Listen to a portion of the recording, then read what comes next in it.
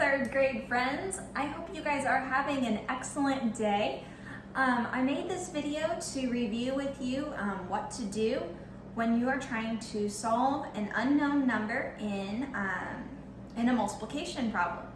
So I have 4 times y equals 24 up here, and we are trying to figure out what number y represents.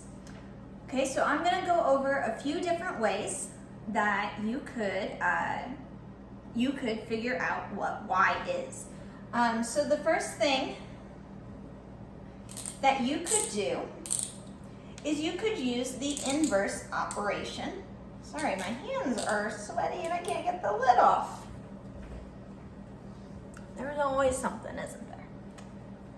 Anytime that my hands are wet or sweaty, I always use a towel to open it. Especially like with jars and stuff, works really well. Okay, so one way that you could do this is you could use the inverse operation of 24 divided by 4 equals y. Now, if I didn't know the answer off my top of my head, I could do what we've done before with drawing pictures. So I made 4 groups. I have 24 total items. Let's see if I can get another. Ooh, that lid came off easy. Awesome. I have 24 total items that I have to divide up. So I'm going to partition them equally into 4 different groups. So 1, 2, I'm gonna make that one a little bigger.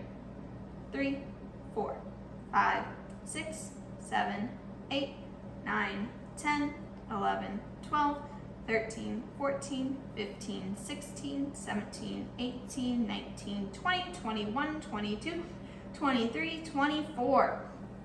So now, because 24 was my total number, divided into 4 groups, that y has to be what is in just one group. So I'm gonna look at my first group and count how many I have in there. 1, 2, 3, 4, 5, 6. So I know that 24 divided by 4 equals 6, which means that 4 times 6 equals 24. Okay, I'm going to show you a couple other ways that you could do it.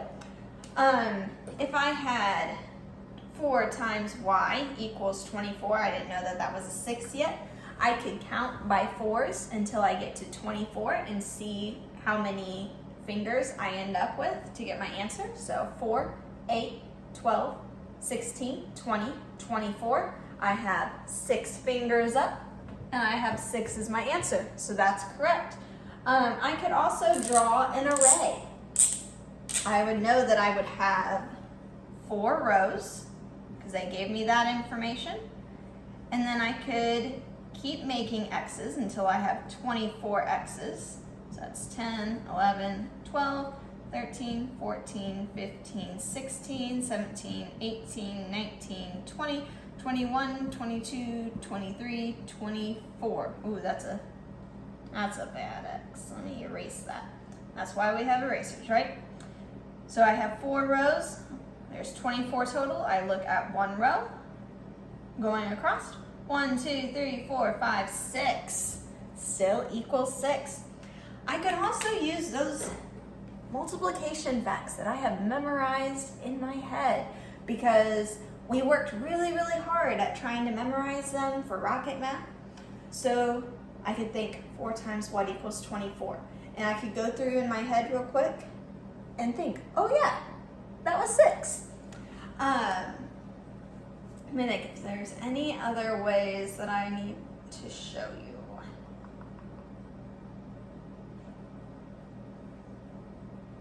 Oh, another way that you could solve it if you wanted to is repeated addition, which I went over in the last video.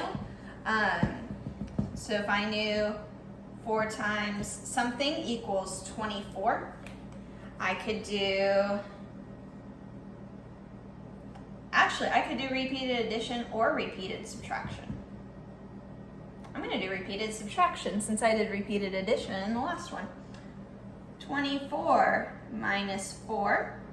4 minus 4 is 0. Bring the 2 down. 20.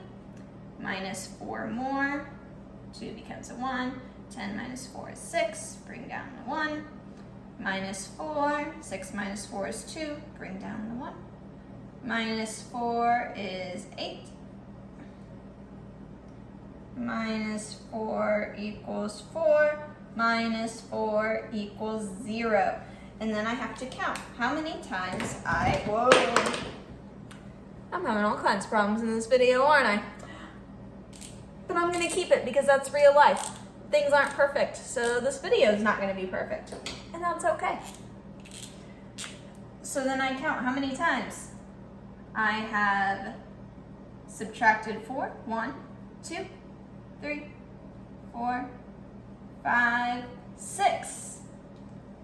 4 times 6 equals 24. I hope this review of strategies has been helpful. Good luck on your Moby Max lesson.